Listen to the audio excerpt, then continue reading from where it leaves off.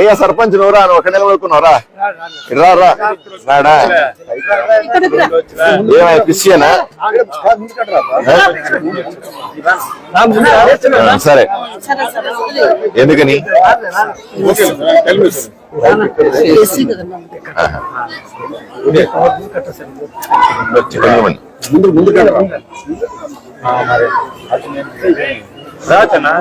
కదా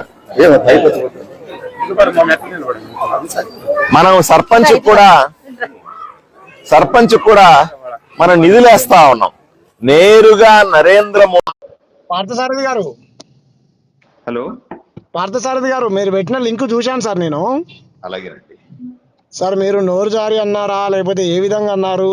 మీరు దళితుల కాళ్ళు కడిగి నెత్తి మీద నీళ్లు చల్లుకున్నాను, దళిత ఉద్యమాలలో పనిచేశానని కొంతమంది ఎంఆర్పిఎస్ నాయకుల్ని పక్కన పెట్టుకొని క్షమాపణ చెప్పారు. సంతోషం సార్.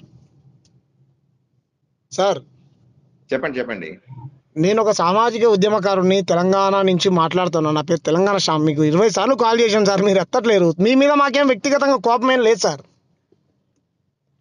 కానీ మీరు మాట్లాడినటువంటి తీరు దేశంలో ఉన్నటువంటి దళిత సమాజాన్ని మొత్తం అవమానించారు సార్. మీరు ఒక భారతీయ జనతా పార్టీ ప్రజాప్రతినిధిగా ఉంటూ అది కరెక్ట్ కాదు కదండి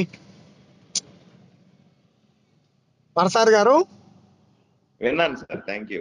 అలాగా సార్, మీరు అంబేద్కర్ స్టాచ్యూ దగ్గరికి వెళ్ళి అంబేద్కర్ గారి కాళ్ళకు ఆ స్టాచ్యూ దగ్గర దండం పెట్టి దేశంలో ఉన్నటువంటి దళిత సమాజానికి మొత్తం క్షమాపణ చెప్పండి సార్. తప్పు కదా, మీరు ఆ ఒక్క వ్యక్తిని అవమానించినట్టు కాదు సార్ దళిత సమాజాన్ని. ఈరోజు మా హృదయం ఎంత గాయపడ్డదనంటే అసలు ఎంత అవమానంగా మాట్లాడుతూ ఉన్నది ఆ పక్కన ఉన్నటువంటి మహిళ. మీరు ఒక ప్రజాప్రతినిధి అయి ఉండి అక్కడికక్కడనే ఆ విషయాన్ని ఖండిస్తే ఇక్కడ దాకా వచ్చేది కాదు కదా సార్. మీరు పైగా అంటున్నారు ఆయన క్రిస్టియనా రావద్దా అంటే, క్రిస్టియన్ అయితే మీ దగ్గరికి రావద్దా, వేదికలు ఎక్కకూడదా, మాకు ఆత్మగౌరవం లేదా, మా ఓట్లు కావాలి, ఏం సార్ ఇది? మీరు సనాతన ధర్మరక్షకులు అంటారు, నరేంద్ర మోడీ ఏమో మీలాంటి ఎమ్మెల్యేల తీరుని ఖండించడు. కరెక్ట్ కాదు కదా అండి. మీరు కూడా డెంటల్ హాస్పిటల్స్ ఏ ఉన్నాయి మీకు నడుపుకుంటున్నారు, ప్రజలందరూ మిమ్మల్ని ఆదరించారు, గెలిపించారు.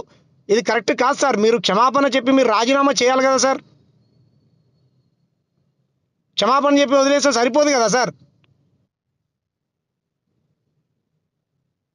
పార్సార్ గారు, సార్ హలో ఎమ్మెల్యే గారు, సార్ ఎమ్మెల్యే గారు, సార్ ఇలా మౌనంగా ఉంటే ఏంటి సార్ అర్థం? తప్పు కదా సార్ మీరు అలా మాట్లాడడం. దేశంలో బతుకుతున్న దళిత సమాజాన్ని ఇలా అవమానించడం కరెక్ట్ కాదు కదా సార్. చంద్రబాబు నాయుడు గారు కూటమి ప్రభుత్వం ఇదేనా సార్ నేర్పించిన సంస్కారం? మీరు చదువుకున్నారు, టీవీ డిబేట్లో